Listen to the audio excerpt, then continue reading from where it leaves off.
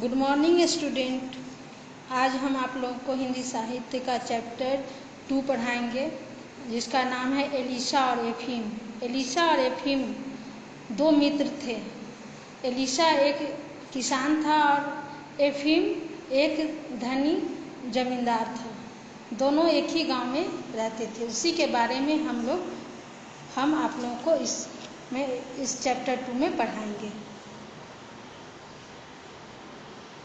इसमें बताया गया है कि मानव प्रेम ही सच्ची ईश्वर की सेवा होती है, कि ईश्वर के द्वारा बनाया गया जो मनुष्य है उसे हम प्रेम करें। जिस व्यक्ति के दिल में दया, करुणा, सहानुभूति जैसे गुण मौजूद होते हैं वह सभी ईश्वर के प्रिय होते हैं।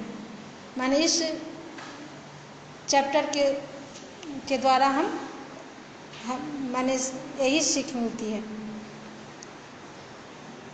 अब आगे, बहुत समय पहले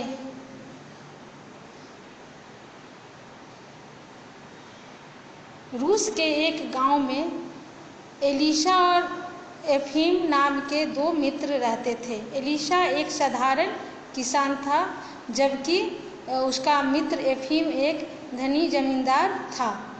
दोनों ने ईसा मसीह के जन्म स्थान पवित्र यरूशलेम की यात्रा करने की योजना बनाई। जैसा कि हम आप लोगों को बता चुके हैं कि रूस के गांव में एलिशा और एफीम नाम के दो दोस्त रहते थे।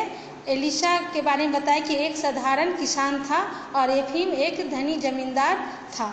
दोनों ने पवित्र स्थान यरूशलेम, जो ईसा मसीह के जन्म स्थान है, वहाँ पर यात्रा करने की योजना बनाई थी। दोनों मित्र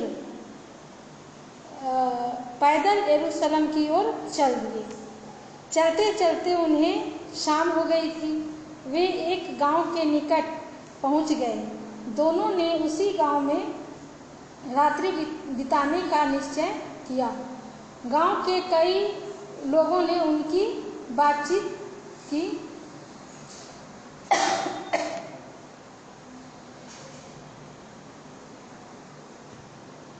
मगर किसी ने अपने घर में रहने में रात गुजारने की बात नहीं कही। माने कहने का मतलब कि दोनों मित्र को पैदल चलते चलते शाम हो गई थी और एक गांव के निकट पहुंच गए थे दोनों माने रात्रि हो गई थी, लेकिन दोनों मित्र आपस में बात कर रहे थे। लेकिन गांव के कई लोगों ने उनको बातचीत करते हुए सुना, लेकिन किसी ने उनको अपने यहाँ रात गुजारने की बात नहीं कहा। तभी उन्हें एक वृद्ध आदमी वो अपनी ओर उनकी ओर आते दिखाई दिया। एलिशा ने उनसे कहा कि श्रीमान, हम परदेसी हैं, हम यरूशलेम जा रहे हैं। आज की रात हम इसी गांव में गुजारना चाहते हैं, क्या आप हमारी सहायता करेंगे? उस वृद्ध व्यक्ति जो आ रहा था उसी से एलिशा ने कहा कि हम परदेसी हैं, हम यरूशलेम जा रहे हैं और माने हम रात यहीं गुजारना चाहते हैं, तो क्या आप इसमें मेरी सहायता करेंगे? उस वृद्ध पुरुष ने बिना कुछ कहे अपने साथ चलने का संकेत दिया। उस वृद्ध व्यक्ति ने उन्हें अपने साथ चलने के लिए कहा और दोनों मित्र ने उनके पीछे चल दिए। थोड़ी ही दूर पर वह एक माने झोपड़ी के पास अपना आकर के रुके और दरवाजे को थोड़ा सा धक्का दे करके धक्का दिया तो दरवाज़ा खुल गया। उस वृद्ध व्यक्ति ने दोनों को अपने साथ ले गया और पास ही एक मतलब झोपड़ी थी जहाँ पर वृद्ध का झोपड़ी था और उसे वहाँ पर दोनों को ले गए।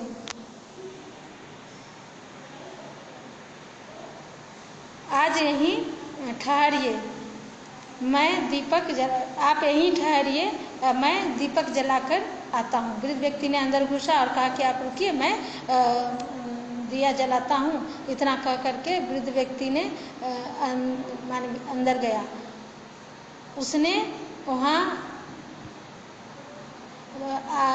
जाकर दीपक जलाया और एफीम और एलिशा से भीतर आने के लिए कहा। दोनों मित्र झोपड़े के अंदर मतलब गए।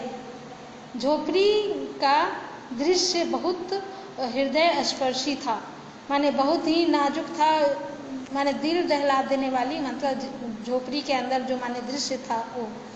एक टूटी सी खटिया पर अत्यंत दुर्बल शरीर वाली महिला अपने एक बच्चे के साथ लेटी हुई थी। माने उस झोपड़ी के अंदर बहुत ही कमजोर एकदम दुबली पतली एक महिला अपने बच्चों के साथ खटिए पर सोई हुई थी।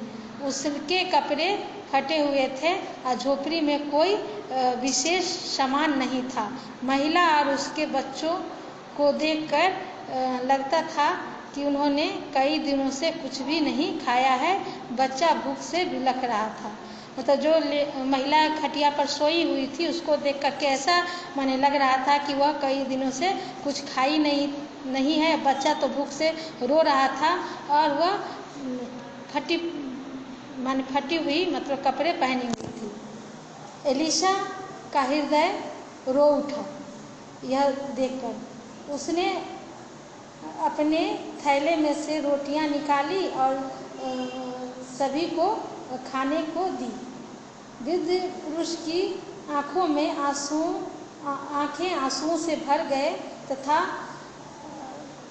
एलिशा ने उसे धीरज बंधाया और कहा कि ईश्वर ने ही रोटियां आपके लिए बनाई थी, तभी तो आपके पास हमें आपके यहाँ भेजा है। आप संकोच न करें, रोटी खाइए। उस वृद्ध व्यक्ति को एलिशा ने समझाया। जो यह मन देख करके उस वृद्ध व्यक्ति के आंखों में आंसू आ गए थे।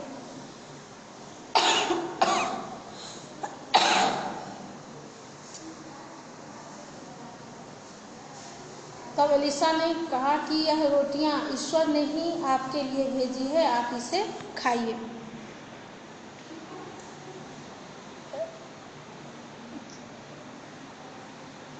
क्षमा करें मित्र, मैं इन लोगों को इस हालत में छोड़कर नहीं जा सकता। मतलब कि वृद्ध की झोपड़ी में मैंने एलिशा का यह दृश्य देख करके काफ़ी दया आ गई थी। वह यहाँ रुकने का मतलब मन बना लिया था, लेकिन एफीम वहाँ नहीं रुकना चाहता था। वह जाने के लिए तैयार हो गया। इसलिए वह एलिशा को भी चलने के लिए कहा, लेकिन एलिशा ने कहा कि मैंने छोड़ करके बेसहारा छोड़कर नहीं जाऊंगा। इसलिए उसने कहा कि क्षमा करो मित्र, मैं इन लोगों को छोड़कर इस हालत में नहीं जा सकता। हाँ, यदि तुम जाना चाहो तो जा सकते हो, तुम्हें नहीं रोकूंगा। एफीम अपने मित्र के स्वभाव को माने अच्छी तरह जानता था।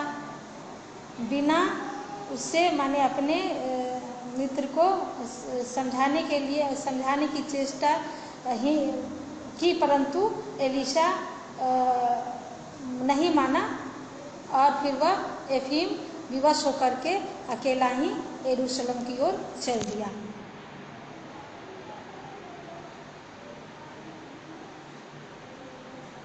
आप यहीं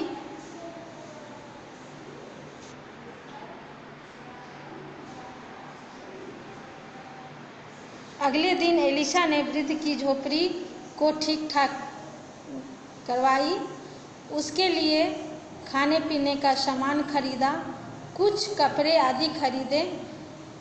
इस प्रकार धीरे धीरे एलिशा ने उसे रुपये माने जो उसके पास जो रुपये थे मतलब यरूशलेम जाने यात्रा करने के लिए जो पैसे लाए थे वो सारे खर्च हो गए थे और एक दिन वे बिल्कुल मतलब खत्म हो चुका था। एलिशा ने वहाँ रुक करके वृद्ध व्यक्ति के लिए बहुत सारे सामान खरीदे, माने कपड़े खरीदे, खाने पीने की सामान खरीदी थी। इसलिए जो यरूशलेम यात्रा करने के लिए जो पैसे उसके पास थे वो सारे खर्च हो गए थे। एक दिन ऐसा भी समय आया कि उसके पास एक भी रुपया नहीं बचा था। एलिशा की सेवा शुरू से वृद्ध व्यक्ति की हालत अच्छी हो चुकी थी, माने पूरी तरह ठीक हो गया था। अपने खेतों में काम पर जाने लगे और किसी प्रकार का कोई कष्ट नहीं आया। वृद्ध की पत्नी भी मन ही मन सोचती, ईश्वर ने अपने किसी देवदूत को हमारे सहायता के लिए भेजा है। यहाँ हम गरीब, भूखे और बीमारी से तड़प रहे थे। माने एलिशा की जो आया था वह वृद्ध व्यक्ति की पत्नी ने सोचने की एलिशा जो है वह ईश्वर का भेजा हुआ देवदूत है जिसने हमारी सहायता की और हमारी हालत सुधर गई। एक दिन वृद्ध और उसकी पत्नी एलिशा चरणों में गिर पड़े और बोले, हमें विश्वास हो गया है कि आप ईश्वर के भेजे हुए फरिश्ते हैं। आपने ही हमें तथा जीवन दिया है। हम यहाँ जानते हैं कि आपका एहसान का बदला हम कैसे चुका पाएंगे।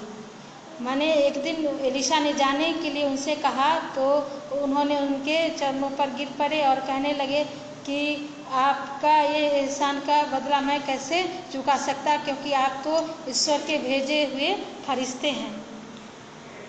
लगता है आपको धोखा हुआ है। एलिशा ने निष्ठापूर्वक उनसे कहा कि मैं न तो ईश्वर द्वारा भेजा हुआ कोई फरिश्ता हूँ और न कोई देवदूत। मैं भी आप जैसा ही एक इंसान हूँ।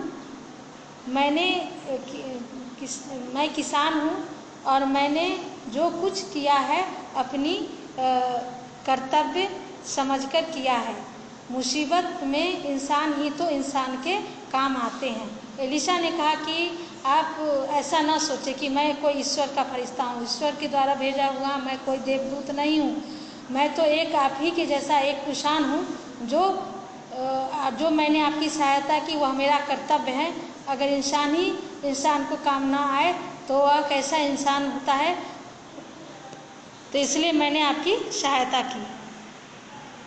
लगता है आपको तभी वही रात एलिशा ने मन ही मन सोचा कि अब इन लोगों को इस हालत अब ठीक हो गई है और मेरे पैसे भी खत्म हो चुके हैं। मैं अब यहाँ से आज्ञा ले लूँ जाने का और मुझे अब माने यहाँ से चल देना चाहिए। और वह वहाँ से चल दिया। सुबह होने पर जब वृद्ध और उसकी पत्नी ने एलिशा को घर में नहीं पाया तो उन्हें यह दृढ़ विश्वास हो गया कि उसकी सहायता करने वाला और कोई नहीं, ईश्वर का भेजा हुआ देवदूत ही था। जैसे ने एलिशा रात में माने चल गया वहाँ से, तो सुबह जब वृद्ध व्यक्ति और उसकी पत्नी ने एलिशा को अपने घर में नहीं पाया तो उनको यह और अच्छी तरह से विश्वास हो गया कि वह एलिशा जो था वह ईश्वर का भेजा हुआ देवदूत ही था जिसने उसकी माने सहायता की थी। एलिशा को अकेला आता देखकर लोगों ने जब एफीम के बारे में पूछा तो उसने बताया कि रास्ते में ही उसने माने रुके समाप्त हो गए थे, इसलिए मैं वापस माने यरूशलेम नहीं गया और वापस घर चला और वह यरूशलेम गया था। एफीम यरूशलेम पहुंचा और पवित्र गिरजाघर में प्रार्थना करने गया तो उसकी आंखें माने फटी की फटी रह गई। उसने देखा कि एलिशा पादरी के साथ खड़ा है। पर मैं उसे उस बूढ़े की झोपड़ी में छोड़कर आया था, फिर मुझसे पहले यह यहाँ कैसे पहुँच गया। एफीम ने अपने मित्र को आवाज़ दी। एफीम अपने मित्र के बात करना चाहता था। गिरजाघर में भीड़ इतनी अधिक थी कि वह उस तक नहीं पहुँच पाया। एफीम यरूशलेम में कई दिन रहा और हर दिन उसे उसी प्रकार का दृश्य दिखाई देता था। वह एलीशा से बातें करने को जैसे ही आगे बढ़ता, परंतु भीड़ के कारण वह अपने मित्र तक नहीं पहुंच पाता। एफीम को एक बात पर बहुत आश्चर्य हुआ कि आखिर उसका मित्र अब तक उससे मिला क्यों नहीं। अपने उसने मन ही मन सोचा कि हो सकता है कि एलीशा मुझसे इस बात से नाराज़ है कि मैं उसे वहाँ छोड़कर आया था। मतलब एलीशा तो अपने वापस बूढ़े के व्यक्ति में छोड़कर एफीम गया था यरूशलेम। तो जैसे ही उसने गिरजाघर में पूजा करने के लिए जाता है तो वह पादरी के साथ मतलब एलीशा को देखता है तो उसकी आंख फटी की फटी रह जाती है, क्योंकि वह तो उसको बूढ़े के घर में छोड़ के आया था। तो बार बार एलीशा उससे दिखाई देता था, तो उससे वह बात करने की कोशिश करता है एफीम, लेकिन उस तक नहीं पहुंच पाता था। इस बात से उसे और भी आश्चर्य हो रहा था कि उसका दोस्त उससे क्यों नहीं मिलता है, क्योंकि उससे नाराज़ तो नहीं है, क्योंकि वह उसको छोड़ के आया था। यही बात एफीम को बार बार ये हो रही थी कि कहीं एफीम तो उससे नाराज़ तो नहीं है। कुछ दिन यरूशलेम में रहने के बाद एफीम भी घर की ओर चल दिया। रास्ते में उसे बूढ़े की वही कुटिया दिखाई पड़ी। एफीम अपने मित्र के बारे में पूछताछ करने झोपड़े में घुसा तो उसको आश्चर्य का ठिकाना न रहा कि यहाँ कोई बीमार नहीं है और वृद्ध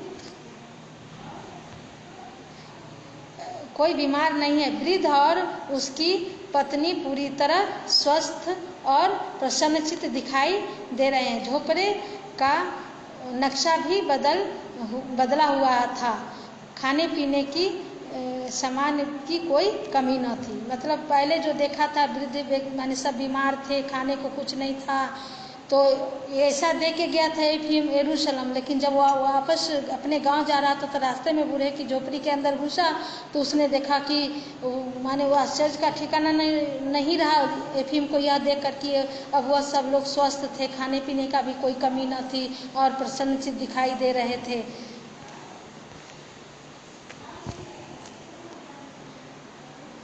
उसने अपने मित्र के बारे में पूछता हुआ उस वृद्ध से बोला कि श्रीमान, आप यरूशलेम के बारे में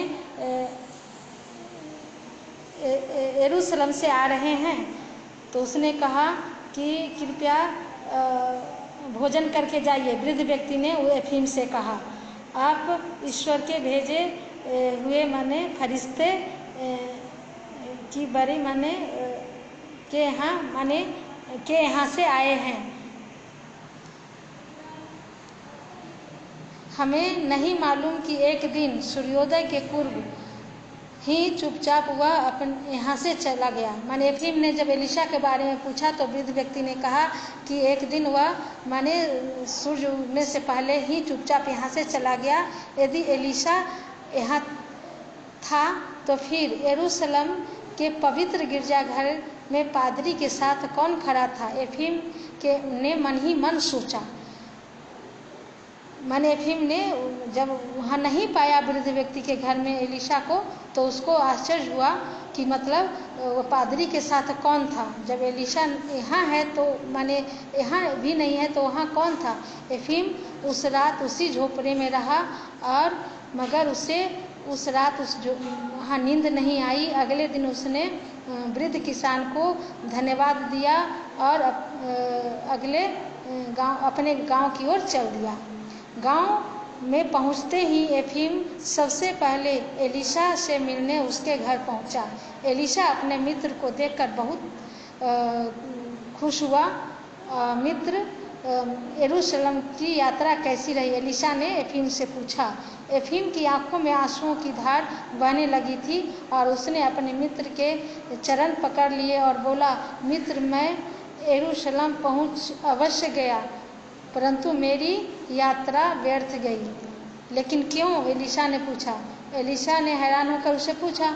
तो एफीम ने गिरजाघर में जो कुछ देखा था वह कह सुनाया कि पादरी के साथ, मतलब वह एलिशा को बार बार एलिशा ही उसे नजर आ रहा था, यही वह माने बता रहा था। तो एफीम ने भली भांति यह समझ गया था कि माने ईश्वर उसी को माने प्यार करता है जो उसके बनाए हुए मनुष्यों से प्यार करता है। जो पहले ही आप लोग को बताए हैं कि इस कहानी में यही बताया गया है कि ईश्वर उसी को प्रेम करता है जो ईश्वर के बनाए हुए वस्तु से प्रेम करता है, यानी कि जो मनुष्य दीन दुखियों की सेवा करता है, ईश्वर उस पर अवश्य ही प्रसन्न होते हैं। बच्चों, आप याद रखें कि मानव सेवा ही सच्ची सेवा होती है, सच्ची पूजा है। कि मंदिर मस्जिद या गुरुद्वारे जाकर के हम मन की शांति मिले, ऐसा नहीं है। क्योंकि हम अगर सच्ची मन से ईश्वर को याद करें तो ही हमारी सच्ची पूजा होती है। और दीन दुखियों की सहायता करने वाला ईश्वर के समान हो जाता है। माने जो दीन दुखी की सेवा करता है वह ईश्वर के समान होता है, क्योंकि मुसीबत में अगर कोई उसे साथ देता है तो वह ईश्वर के भांति होता है। तो रहीम कवि ने इस माने 2 लाइन जो लिखा गया है उसमें कहा है कि दीन सबद ही लखत है, दीन नहीं लखै न कोई। जो रहीम दी नहीं लखै, दीन कछु तब होई। बच्चों, आप लोग इस कहानी को पढ़ें और पढ़कर इसे एक बार ज़रूर आप लोग पढ़िएगा इस कहानी को। धन्यवाद।